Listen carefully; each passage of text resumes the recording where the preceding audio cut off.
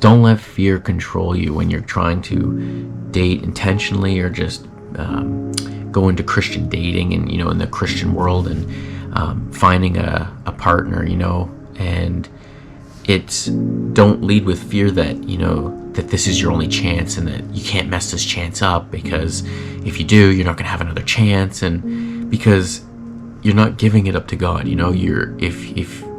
If you're going in with that mindset that, I have to do this because I have to make sure that I don't choose the wrong person, or a lot of people are walking around with a fear of getting hurt again, even, and what happens is people end up wrapping this cocoon around themselves, this shield that stops them, that just basically numbs them, and it really just leads to a life of being alone, isolated, and you're self-sabotaging. There's a lot of that, I'm pretty sure you guys have heard of that as well, where sometimes even there is something good, and God's put something good in your life, but you end up sabotaging it because there's something in you that you don't feel like you deserve this, you don't. And sometimes people do it subconsciously. They're not even aware that they're doing it. They're not actively going, oh, I can't have this. But there are people that are like that do realize that it's good, and they, for some reason, they're not comfortable in it. People are afraid to be vulnerable, and I think also the other thing too with that is that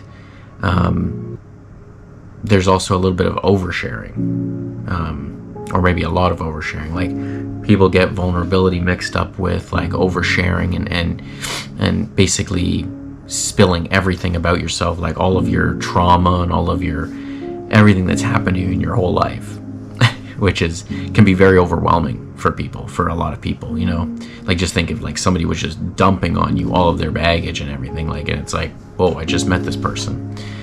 But the other thing too is that society makes us think that with non-believer dating and stuff like that, in the dating world, everything just moves so quickly, it's basically the first date is are we gonna hook up already, are we gonna sleep together, when it's and then in the Christian world it's almost scary in the way that you have people that are they go on the first date and then they're already looking to get married, and so you've got a mix of both worlds. It's you have two opposite ends, but through the love of God, that's all we need. And in dating, that's kind of been my mindset that if somebody doesn't like me, or if I'm dating somebody and if they end up not liking me anymore, I'm gonna be okay, because I know God loves me, and that's all I need. So it's just going in with that mindset, because it gives you the confidence in just knowing that you're always going to be fully loved. You're always going to be, and all your fears, you just give that up to God.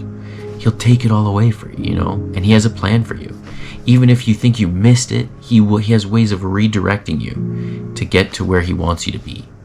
But yeah, basically, I think all that to say, I think love is worth the risk, and it's just, don't let fear control you and change how you date and ruin things by you sabotaging yourself, and don't allow yourself to lead a life of isolation purposely, because you're pushing away all of God's opportunities that He's putting in front of you.